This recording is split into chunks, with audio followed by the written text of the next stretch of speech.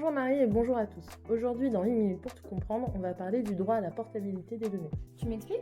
C'est un droit qui te permet de récupérer une partie de tes données dans un format ouvert et lisible par la machine. Mais pourquoi faire et c'est quoi la différence avec le droit d'accès? Comme avec le droit d'accès, tu obtiens une copie de tes données. La différence, c'est qu'avec le droit à la portabilité, tu peux faire le choix de transférer tes données d'un système d'information à un autre.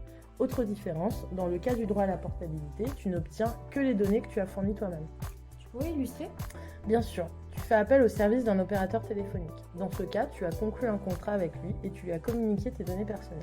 Si tu choisis de changer d'opérateur, tu peux demander la portabilité de tes données. Une fois récupérées, tu pourras les transférer à ton nouvel opérateur. Ah ok, c'est plus clair. Et il s'applique sans condition? Et non, la demande doit respecter 3 conditions. Elle doit porter sur les données que tu as fournies toi-même. Ce droit ne s'applique que si les données sont traitées de manière automatisée et sur la base du consentement préalable ou l'exécution d'un contrat, donc pas de traitement au format papier. Enfin, la demande ne doit pas porter atteinte au droit à liberté des tiers. Et comment on fait pour faciliter la démarche pour exercer ce droit?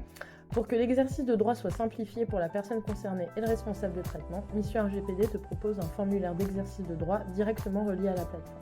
Mission RGPD génère un lien unique vers ce formulaire. Tu n'as plus qu'à le déposer sur ton site internet, dans tes mails, etc. La personne concernée le remplit pour faire sa demande et ton registre de gestion des demandes d'exercice de droit est automatiquement rempli sur ton compte Mission RGPD. Il ne te reste plus qu'à répondre grâce à nos modèles de courrier.